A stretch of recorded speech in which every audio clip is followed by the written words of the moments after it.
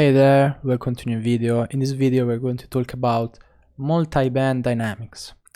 So this is the infamous plugin that originated the OTT legend. So this is just a multiband compressor, and I explain how it works because it might be a bit confusing for who's used to the normal compressor because of the layout, but it's really simple. And now we'll dive into it. So we have 3 rows: low band, mid band, high end. Then we have these switches that turns off the band. So we have 2 bands only controlled by the mid, the same with the high.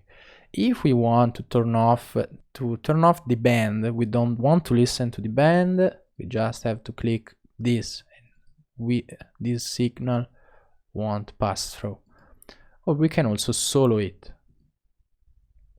Then we have the input, we can drive the sound into it, and we have the output knob. Then the same is for the other ones. We have then the time. So we have the attack time and release time. These are the edit mode. We have time parameters. Then we have below threshold and ratios, which is setting these ones. Okay. And then we have above, which is for these ones. Also we have a global output knob, the master output. Then we have the time that control, it just scales all the time settings at once with this percentage value. So we can speed it up or we can slow it down. Then we have the soft knee enabled by default and the RMS or peak switch, and it's on RMS by default because multiband dynamics is more a tool for controlling the tone, so it's better to keep at RMS, but you can use if you have any other need.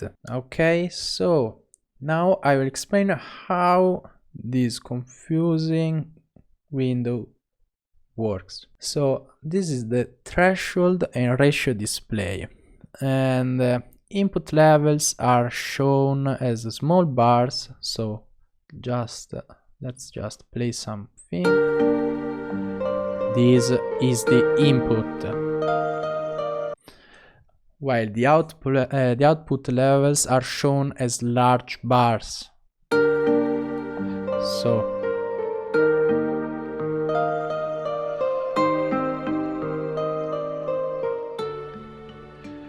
So these little yellow things are the input, while the light blue ones are the output. Okay, then we can drag the edges. If we hover the mouse here at the edge, we can expand the range.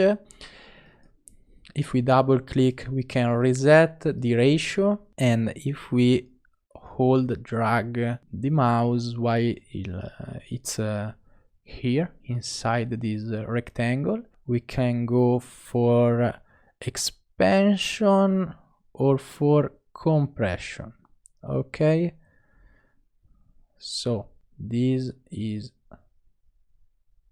compression in red and expansion in blue. So this is pretty simple.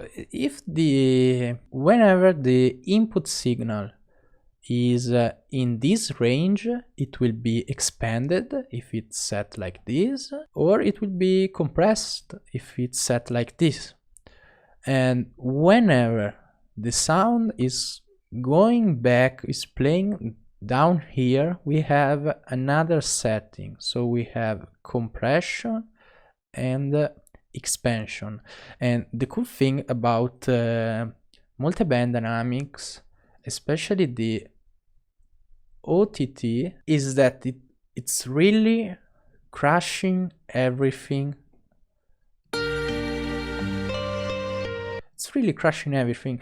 If it's going over, it's hardly compressing. It's really hard compression. You can minus infinite, 66, 66, really strong compression. And it's also set at the middle of the dynamic range.